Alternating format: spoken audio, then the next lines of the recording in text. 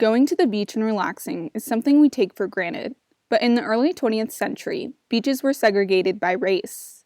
To solve that problem, a black couple, Charles and Willa Bruce, built a resort in Manhattan Beach. They bought the land in 1912, but after a series of racist acts, the city of Manhattan Beach took the land through eminent domain in 1929, which is when a city can take land for public use, like parks, government buildings, and transportation. The city did nothing with the land for 30 years and then built a park. Our family is still suffering from what those people did to us in the 1920s. The descendants of the Bruces have tried to get their land back for decades, and it wasn't until the Black Lives Matter protests last summer that renewed focus on racist actions of the past. The city of Manhattan Beach created a resident-led task force in October of 2020 to acknowledge the city's racially motivated eminent domain action.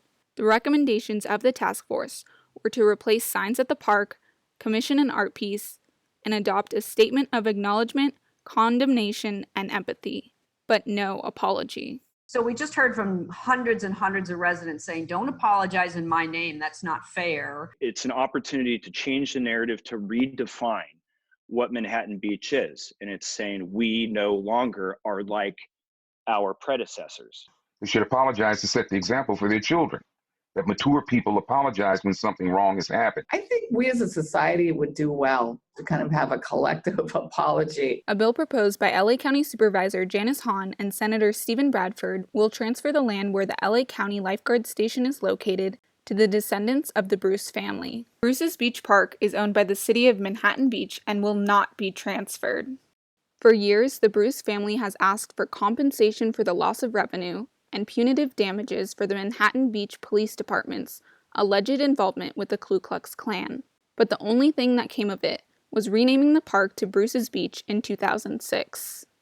People in the community are very passionate about this. A group of anonymous residents paid for an ad in the Beach Reporter demanding the city not to apologize and to disband the task force by March 16th. And on the 16th of March, the city disbanded the task force. We don't condone it, but that doesn't make the city racist. To say that they're not racist is one thing. To behave like you're not racist is another. The city will not be giving compensation for the loss of revenue or punitive damages to the Bruce family. We hope to make our family whole again after the injustices that they received at the hands of the trustees of Manhattan Beach. Every time government can figure out how to make amends, apologize for past discriminations and past injustices, then I think we should. If approved by the California legislature and signed by Governor Gavin Newsom, the bill will go into effect immediately. The Bruce family will lease the land back to the county. For the Mustang Morning News, this is Maya Hernandez.